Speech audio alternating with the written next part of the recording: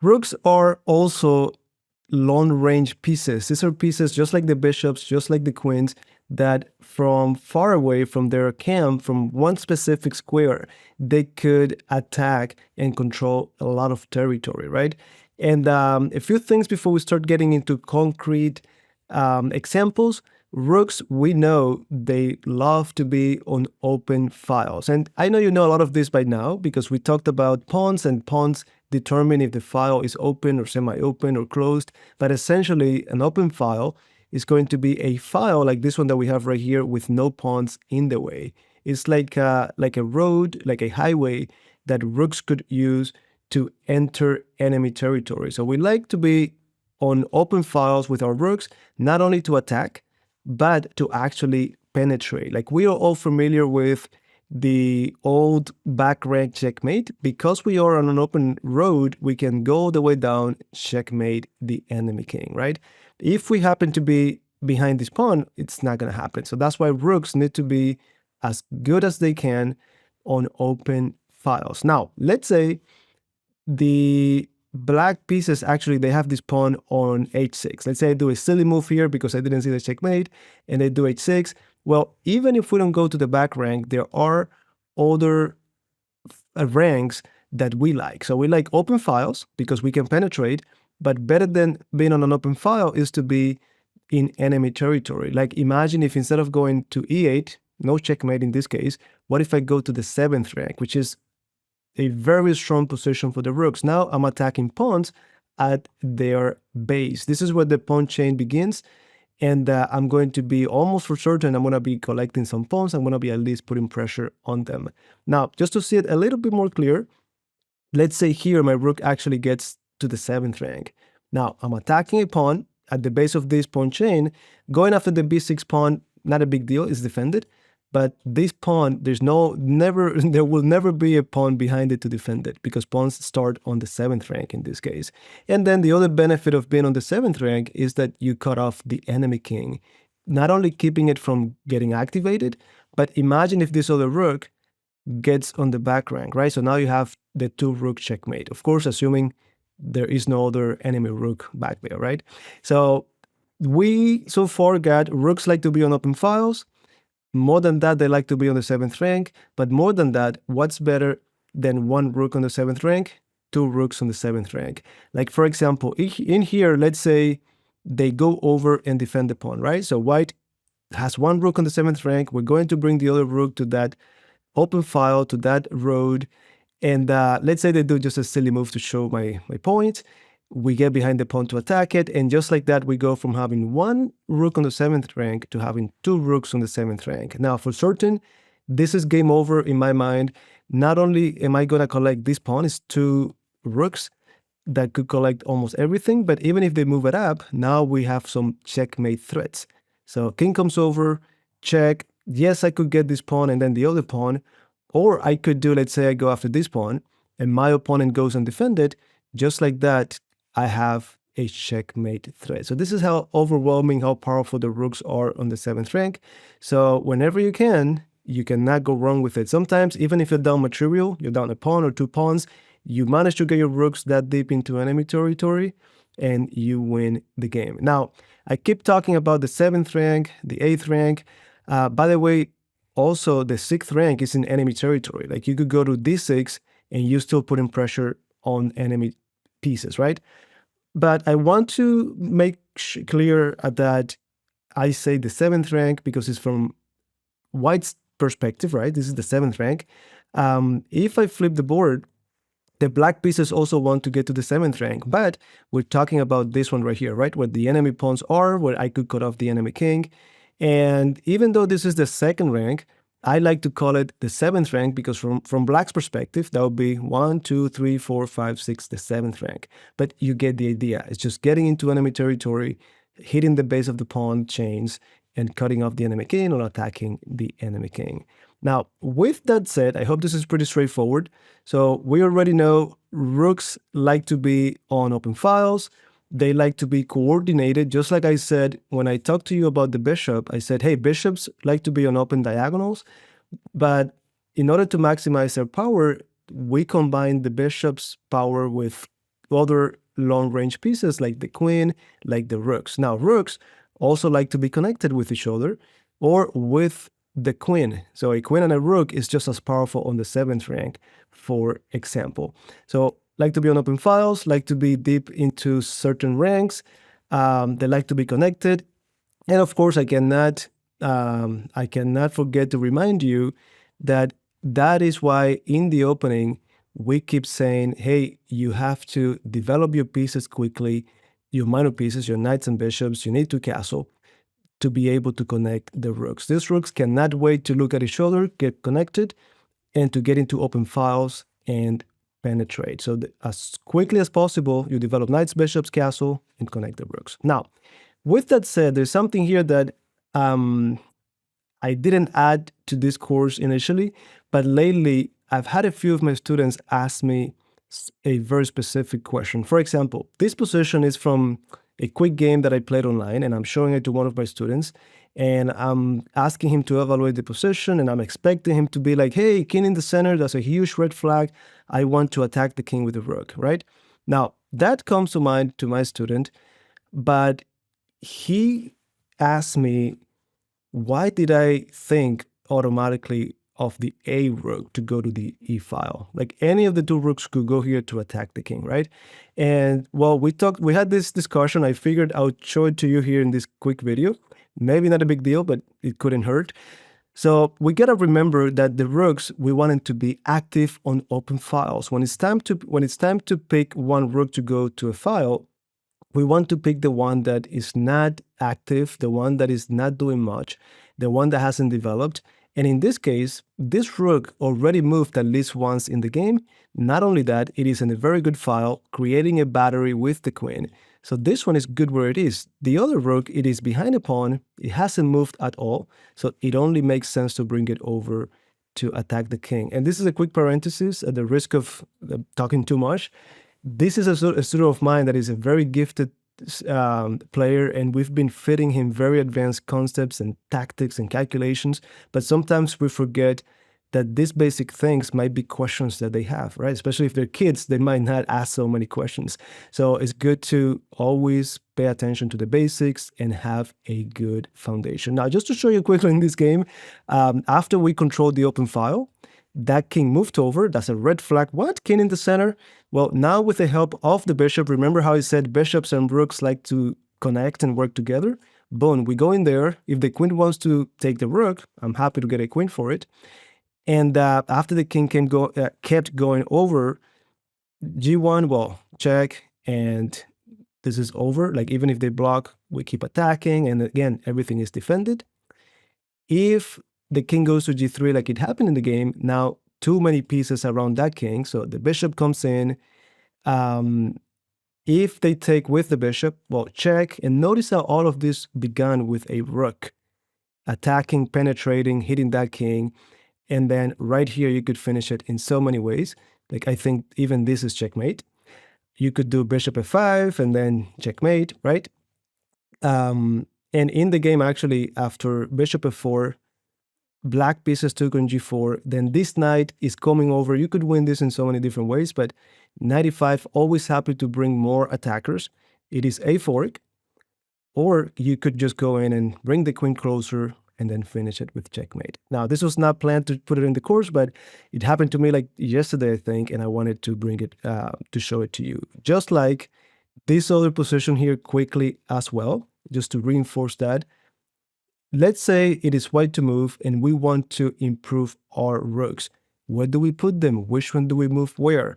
Well, you should be thinking of rooks going to this open file and even this semi-open file. Semi-open because there are no pawns from our team, but there are enemy pawns, right? So you could put one on D, one on E. And for that, of course, you want to put the one from F on E. And then, I think let me just make a quick move here. On E, and then the one from D will be going to, from A will be going to D1. You could also go to E and then double up the rooks because, again, we like to be, let's say we do a bad move for black. We like to get to the 7th rank. It's not safe. Well, let me do some bad move for black. If I double up, in time, I could then get to the 7th rank, and this is going to be very, very powerful, right? Now, if I, instead of doing rook f to e1, if I go rook a to e1, it looks very ugly. This rook is like, I have nowhere to go. So it's very important that we pay attention to these little details. The same thing if it's black to move. What rook goes where? Well, there's an open file here for the f rook, and there's a semi-open file to hit a pawn for the a rook. So that's how you should improve your rooks. Again, maybe unnecessary. Just wanted to put it out there. And let me see. Oh yeah, last thing I wanted to say here. Let's say you're the white pieces, and you were lucky to get a fork where you're gonna collect one of the rooks. The question is, which of the rooks would you take? Could you take the rook on e, or would you take the rook on a? Well, we talk so much about what to do with our rooks, but what about our enemy rooks? In this case, I want to take in a way that I leave my opponent with the least active rook. And the right answer is actually taking on a8, because if they're going to take my knight, they need to bring this rook from being active on an open file to collecting the knight and being behind the pawn, very, very passive. If I took the other rook, well, they're going to take back and end up with the active rook anyways. So little details that maybe you already knew, but maybe not. So with that said, I think we're ready to go into real powerful examples, some games from Capablanca and so on. So let's get to it. In this game, we're going to see the rooks in the hands of the great Capablanca. Not only Capablanca playing as black, but he's playing another great player, Nimzowitsch. I hope I'm pronouncing it right. And in this position, it is black to move. Feel free to pause the video whenever you like to see if you can come up with the moves. And the first thing that should stand out is that both of the black rooks are on open files. Notice how there is a bishop blocking the d rook, but it only pawns count. Even if there's a bishop or 25 bishops on the d file, it's still an open file because there are no pawns on that file, right? Now, the next move here, I hope that you pause the video and try to find it, and you found it. The move is, of course, rook going into the 7th rank, going into enemy territory. You cannot go wrong with this. One rook on the 7th rank is already very powerful. Two rooks on the 7th rank, that would be too much. So coming in with a tempo on the queen, it's difficult to say no. Queen goes to a6, attacking the pawn, and then this is where a lot of us would freak out. We're like, oh, that queen is coming down, he's gonna take the pawn, he's gonna checkmate us. But Capablanca understands that two rooks on the 7th rank are more important than any pawn they could take. So all he wants is to go with the other rook to d2. Now, he cannot do it because of the bishop, so he plays the powerful move, pawn to e5. He's basically saying, hey, move out the way or I will take you. And I'm happy if you get the pawn because now I get to have two rooks on the 7th rank. The only thing that could make me hesitate is some back rank issues, but I have a bishop taking care of it. So now with two rooks on the 7th rank, you could just go home. The game is over. At the very least, you could have some, if you take this pawn, for example, some perpetual check, check, check, check. It is just too good to have the rooks on the 7th rank.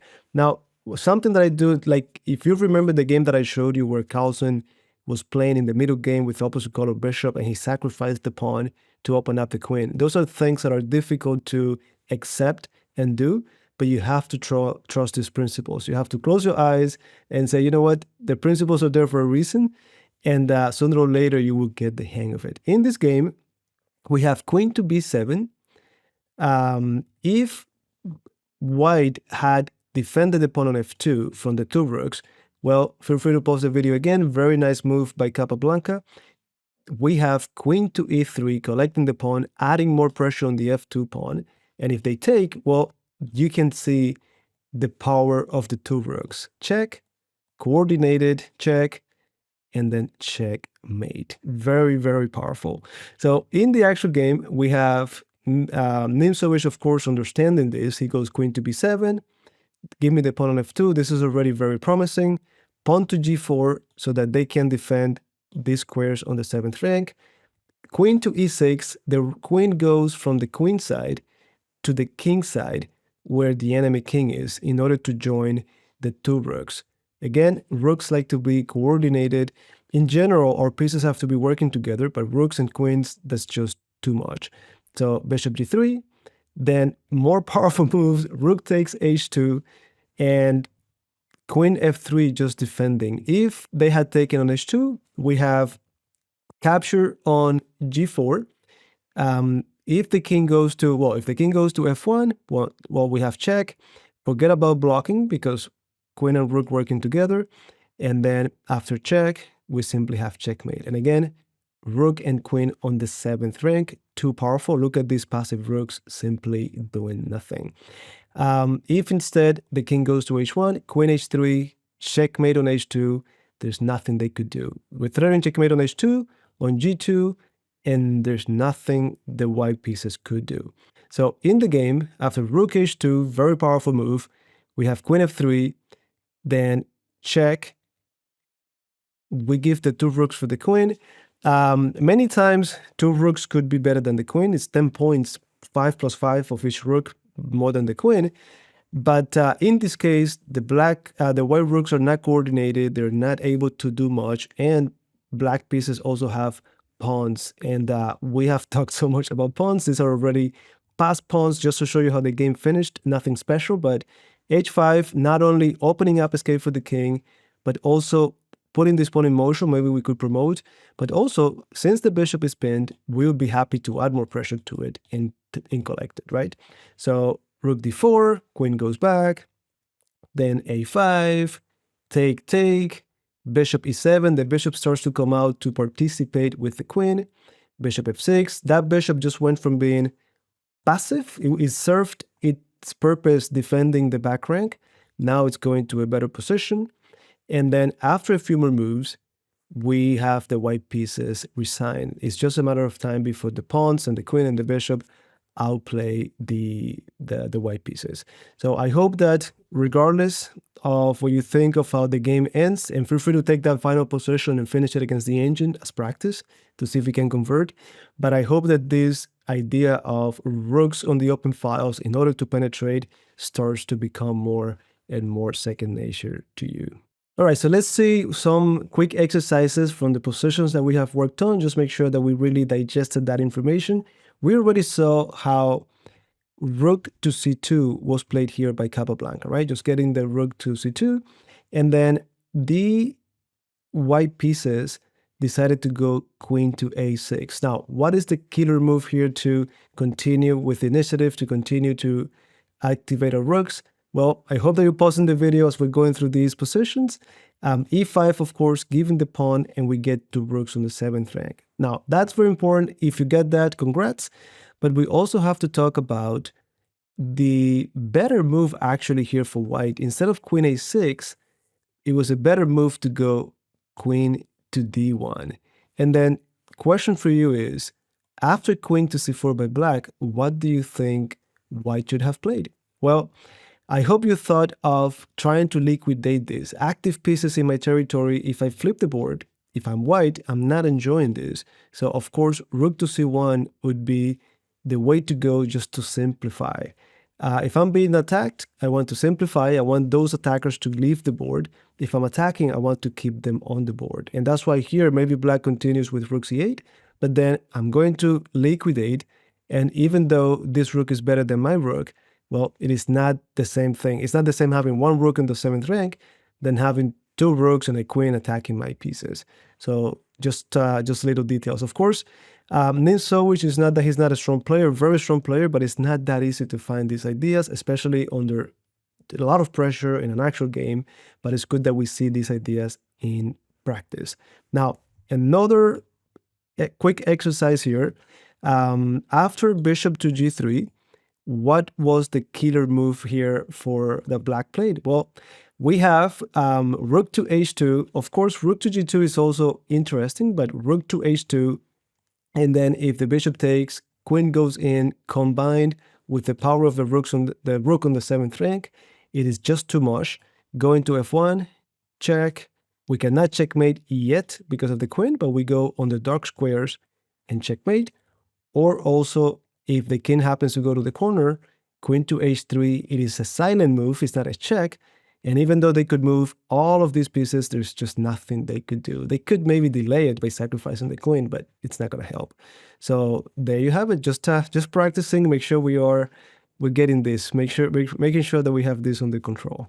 It is difficult to talk about rooks without mentioning the rook leaf, the rook rollover idea. And let me actually show you. This is from one of my courses, First Strike, where I teach you how to play the stonewall attack, right? One of those hooks from the stonewall attack is this idea, this tactical idea where you sacrifice the bishop. This is done as a Greek gift. But in order for this to work, I need the queen to come in quickly and the rook to come in quickly. Now, the problem is the rook doesn't have an open file on h to attack the enemy king or to help with the attack. And many times, when we want the rook on an open file, if it's not open because of one of our pawns being in the way, you could lift it, the rook lift, and put it in front of the pawn. And that's how you act on that file. In this case, for example, you have bishop h7, king h7. I'm not saying this is the best way, but just to illustrate, now after rook f3, the rook is ready to get behind the queen. For example, if they played f6, then you could play g6 and you're ready to do checkmate on h7. Let's say the rook leaves, you could go rook to h3, and then you're threatening checkmate on h8 no matter what. Or I think you don't even need it in this case, and that would be checkmate. But you get the idea how the rook lift could be used. I just want you to be aware of it. You never know when you could need it. And it's not the same thing if you've seen this idea before. Now, of course, let's see it in Alekhine, I hope I'm pronouncing it right, Alekhine Aliyehin's hands, where he's playing this game. I think this was in a Simul game, and he plays rook to c3. Why? Well, he wants the rook to join the attack. This knight is deep into enemy territory, cutting off the king from coming over. So he's thinking, he's thinking, if this file were open and my rook could hit the king, that would be the end of it. But in order for my rook to participate, I need to either move the king, put the rook here, and then move the pawn, which is almost impossible, or I could move the rook up and bring it over. Now, important to mention that these rook lifts typically happen through the third rank, or if you're black, through the sixth rank. And I think you saw something like this when we talked about the isolated pawn, how to play with the isolated pawn. But basically we do it through here because it is, of course, in front of our pawns. Our pawns typically are on the second rank, so we use the rank in front of it, but also because we're not that far from home, right? So it's still pretty close to our pieces. It's a little bit safer than, say, go all the way up there to do a rook lift, if that makes sense. So in this case, after rook c3, we got c6 attacking the knight. Of course, if we're focused on the enemy king, we want to bring our pieces towards that king. The more attackers, the better. This ratio, attackers, defenders, is very, very important. Now, bishop goes to a6, attacking our bishop. And now this gets really, really interesting. I've been telling you since the beginning of the course, when your pieces are active, placed in the right squares, tactics will be in the air. And queen g6 is actually a very, very strong move. Of course, I'm not expecting you to find this move. I don't think I would find them in a million years, but it's good to see the ideas, how these pieces working together can create these tactical resources. At the end of the day, chess is pattern recognition, and if you've seen this pattern, you could use it in a way or another. So after queen g6, we're saying, hey, I'm ready to checkmate you on g7 with the help of the knight. And when you take me, of course, if you take me with the h-pawn, you can see how the rook lift is going to roll over, and that's the end of the game. If they take with the f-pawn, well, we take, check, forcing move. Now notice how this bishop is participating as well, right? So we have talked so far about bishops without moving from their camp. They could attack long range. And when the pawn moved, that bishop is controlling the g8 square. Check, pawn takes. Finally, we open up the file. And then after check, only the queen could block to delay it. And that is checkmate. Now, it all began again when we are in this position when thinking, this knight is great for a checkmate with a rook, so I gotta open up the file, and then you start to think to bring more pieces, and you put it all together, and beautiful combination to finish the game. So there you have it. The rook was the star, the one that finished the checkmate. Well, just to see if we are getting these ideas or not, let's take a look at this position. If you think you can remember it, great. If you don't, well, regardless, don't try to remember. That's what I'm trying to say. Try to really make sense of the next move. In here again, we have two rooks versus queen. As long as the rooks are coordinated, as long as we minimize the enemy queen counterplay, we should be fine. And if you're trying to remember and you remember the move rook to e1, great. That the idea is to go from being coordinated on the open file to being coordinated on the 7th rank and target the pawn on f7, right? Very important. There are other moves that seem interesting, like rook a1. We have to be careful because then the queen gets on the e file and they could get some counterplay. So that's why it is important not just to play carelessly. We have to pay attention to our opponent's plans as well. So rook e1 makes sense. We keep the queen away from coming to the e file, or you could have done rook to e7, controlling the e file, and then the rook could enter the 7th rank through c7 instead of through e7. So there you have it. Little details just to make sure we are in shape. I already talked a little bit about this, but definitely we have to make it official. This battle between one queen and the pair of rooks, the two rooks. Well, two rooks, when it comes to point value, 5 plus 5 is 10 points, the queen is only 9. And truth is that the rooks can be better than the queen as long as, and this is all I know that I have always known, as long as the rooks are coordinated. Like in this case, we have two rooks that are defending each other. We know that's something that we want to do in general. Well, the queen cannot get any of them because if it gets this one, then it's gone, and then one of the rooks will continue to be on the board, winning the game eventually, right?